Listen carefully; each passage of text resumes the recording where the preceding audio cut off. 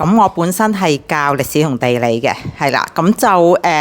其實歷史同地理咧，我之前好惆悵嘅地方就係、其實要睇好多資料，然之後會整出嚟一啲 notes 啊，或者特別係對特教學生嚟講，歷史同地理都係好抽象嘅。咁就點樣可以形象化同埋顯現好淺咁白咁樣去教學生咧咁樣。咁所以今日教嘅時候咧，用嗰個Notebook LM。再加埋用 Gamma 去做會整，我前面用咗好多唔同嘅 link 嘅資料，再會整出嚟套翻我 PPT 入邊嘅話咧，即係我會覺得頭先提到嘅就係話，兩位導師有提到話慳咗個時間，你前面做教材做咗一啲嘅工具，你嘅時間可以用翻嚟準備，為學生去做一個更加精彩表演嘅教學。提到話兩位導師嘅風格係點樣咧？咁啊，我會睇到就係有一位就係好許 Sir 咧，俾我嘅感覺就會係好貼切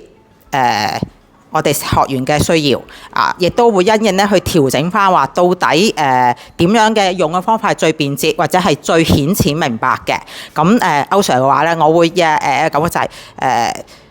個基本即係教嘅技巧好紮實，我會覺得個步驟性係好清晰分明。咁我哋去跟嘅時候咧，會覺得話好清楚知道要點樣做每一個步驟。啱啱課堂入邊咧有一個 Suno 嘅音樂生成咧，我覺得非常之驚豔，因為佢只需要少量嘅，即係需要一啲題材字就可以生成一首歌曲，好適合我哋幼稚園嘅小朋友進行創作同埋學習上面提升佢哋對音樂嘅興趣咯。我覺得 Suno 呢一個軟件咧，對於我哋嚟講係非常之有趣，同埋令到學生提升佢嘅興趣啦。因為我哋嘅學生佢嘅口語表達能力弱啦，我哋可以透過選擇一啲文字，